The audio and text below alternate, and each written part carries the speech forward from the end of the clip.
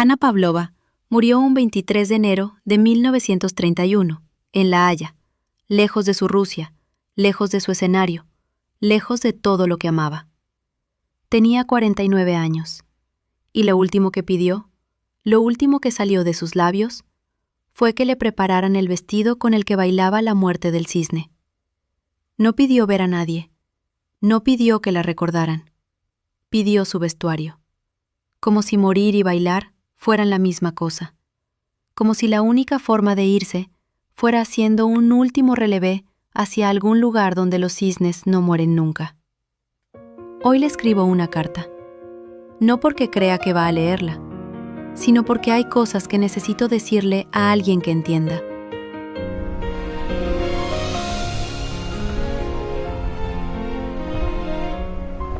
Los ballets de mi vida. Querida Ana, no sé cómo empezar una carta a alguien que lleva casi 100 años sin respirar, pero supongo que vos, que bailaste la muerte del cisne más de 4000 veces, sabes algo sobre las cosas que no terminan de morir del todo. Te escribo desde un lugar que probablemente no entenderías, un departamento chico, un piso que no es de roble ni de linóleo profesional. No hay barra, no hay espejo de cuerpo entero.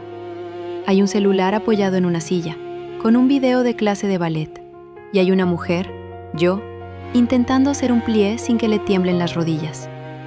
No soy bailarina, no como vos, no como nadie que se haya parado en un escenario y haya sentido los reflectores como un segundo sol. Soy lo que algunas personas llamarían una bailarina invisible. Cuando eras chica, tu madre te llevó al Teatro Mariinsky a ver La Bella Durmiente. Tenías 8 años, y dicen que ese día, cuando las bailarinas entraron al escenario, vos dijiste en voz alta, tan alto que tu mamá tuvo que hacerte callar, que ibas a bailar así algún día. No era una promesa de nena, era un diagnóstico. Porque desde ese momento, Ana, vos no elegiste el ballet te eligió a vos, con esa crueldad particular que tiene el arte cuando decide habitar un cuerpo. Y tu cuerpo no era el indicado. Los profesores lo dijeron. Eras demasiado frágil, demasiado delgada. Tus tobillos eran finos como tallos de flor, decían. Y eso no era un elogio. Era un diagnóstico de fracaso. En la Escuela Imperial de Ballet de San Petersburgo, donde las bailarinas se forjaban como espadas, tu cuerpo parecía hecho de papel. Pero vos hiciste algo que yo admiro tanto que me duele el pecho cada vez que lo pienso. Convertiste tu debilidad en tu idioma. Donde otras bailarinas eran fuerza y potencia, vos eras aire. Donde otras aterrizaban como certezas, vos caías como preguntas. Esa fragilidad que te señalaron como defecto se convirtió en lo que el mundo entero viajaba a ver. No bailabas pasos, Ana. Bailabas la posibilidad de romperte. Y el público no podía dejar de mirar, porque cada arabesque tuyo era un milagro. La prueba de que algo tan delicado podía sostenerse un segundo más. Y yo, Ana, te escribo esto porque conozco esa sensación. No la de bailar en el Mariinsky, no la de escuchar aplausos de miles, sino la otra, la de antes. La de ser demasiado algo para lo que amás, demasiado frágil, demasiado distinta, demasiado fuera del molde. Hay días en los que mi cuerpo se siente como un idioma que nadie habla. Hay días en los que entro a la clase de ballet online y miro mi reflejo en la ventana, porque no tengo espejo, y lo que veo no se parece a ninguna bailarina que haya visto jamás. Y sin embargo, me paro. Pongo la música y bailo, como vos, con todo en contra, con el cuerpo equivocado, según quien mire, con la técnica imperfecta, con las rodillas que protestan y los pies que no entienden del todo lo que la cabeza les pide. Pero lo que más me asombra de tu historia, Ana, no es que hayas triunfado, es lo que hiciste después de triunfar. Cuando ya eras la bailarina más famosa del mundo, cuando tu nombre se decía en San Petersburgo, en Londres, en Nueva York, en Buenos Aires, en Tokio, hiciste algo que ninguna prima bailarina hacía. Dejaste el teatro, saliste a la calle, te subiste a trenes, a barcos, a carretas y llevaste el ballet a lugares donde nadie lo había visto jamás. Bailaste en pueblos de la India donde la gente no sabía qué eran las zapatillas de punta. Bailaste en plazas de México donde los niños te miraban con la boca abierta. Bailaste en escenarios improvisados, sobre pisos de tierra, con telones hechos de sábanas. Más de 4,000 veces bailaste la muerte del cisne. 4,000.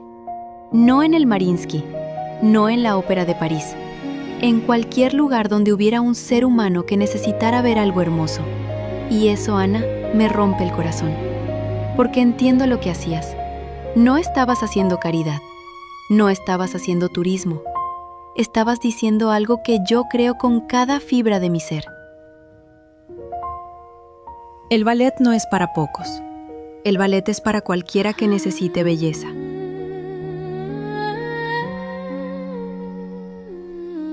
Dicen que tu cuerpo se deterioró, que los viajes te pasaron factura, que tus rodillas, tus tobillos de tallo de flor, pagaron el precio de cada pueblo, de cada tren, de cada escenario improvisado.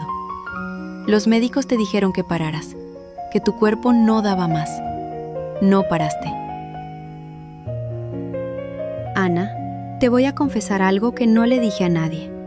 Hay noches en las que termino de bailar y me siento en el piso y lloro. No de tristeza, no exactamente. Lloro porque siento que me encontré, que después de buscar durante tanto tiempo una forma de existir que tenga sentido, la encontré. Y es esto, es poner la música y moverme. Es sentir que mi cuerpo por fin dice lo que yo no sé decir con palabras. Y al mismo tiempo, Ana, hay noches en las que lloro porque sé que nadie me ve, que no hay público, que no hay aplausos, que la única testigo de mis progresos es la ventana que me devuelve un reflejo borroso. Y me pregunto si eso importa, si una bailarina que nadie ve realmente baila. Y entonces me acuerdo de vos, de los pueblos, de la India, de México, de los pisos de tierra, de las 4,000 veces. Y la respuesta es sí. Porque lo que vos me enseñaste, Ana, sin saberlo, desde un siglo de distancia, desde una tumba en Londres que nunca voy a visitar, es que el ballet no vive en el escenario, vive en el cuerpo que decide bailar. No importa el piso, no importa el espejo, no importa quién mira o quién no mira. Lo que importa es el momento en el que la música entra y algo adentro tuyo responde. Algo que no tiene nombre, que no tiene técnica, que no tiene diploma. Algo que simplemente dice, sí, yo también soy esto. Vos lo supiste siempre. Por eso dejaste los teatros de mármol y fuiste a buscar a la gente donde estaba. Porque sabías que el arte no es un privilegio, es una necesidad, como el agua, como el aire, como respirar. Y yo, desde mi departamento, con mi celular y mi ventana, y mi cuerpo que no encaja en ningún molde, soy prueba de que tenías razón, porque estoy acá, bailando, un siglo después de tus 4,000 cisnes, sin escenario, sin público, sin zapatillas de punta, pero bailando. Así que gracias, Ana, por romper el molde antes de que existiera la palabra para hacerlo, por demostrar que la fragilidad puede ser un lenguaje, por llevar tu cisne a cada rincón del mundo como quien lleva una oración. No voy a prometerte que algún día seré como vos, no lo seré, pero sí te prometo algo que creo que entenderías. No voy a parar, como vos no paraste, aunque el cuerpo diga que no, aunque nadie mire. Postdata. Hoy, antes de escribirte, bailé. Y cuando hice el último port de bras, sentí algo extraño. Como si por un segundo, solo un segundo, hubiera alguien más en la habitación. Alguien que entendía. Quiero pensar que eras vos.